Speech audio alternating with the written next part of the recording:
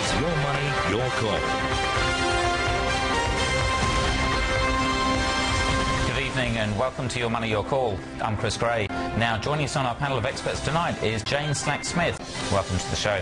Jane, from your perspective and really, I guess, ultimately the bank's perspective, when it comes to lending, obviously people say property is a great investment, which we all agree, but there's good and there's bad. How much do the banks worry about what area? Like, could you pick a suburb and the bank says, well, look, we're not going to lend on that suburb whatsoever, or maybe even 50% in particular?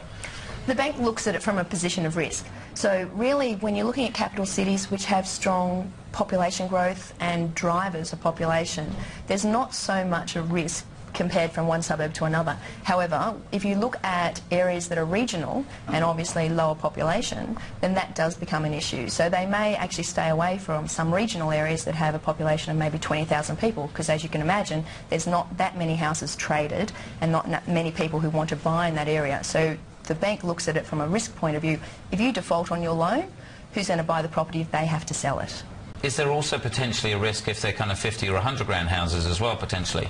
Absolutely. And if you look in areas, potentially, let's say Sydney for instance, and you look in the western suburbs, predominantly when you have something like the GFC, western suburbs, they go down quicker and they take longer to come back with growth. So banks actually look at that and they determine, I guess, what kind of risk associated with it.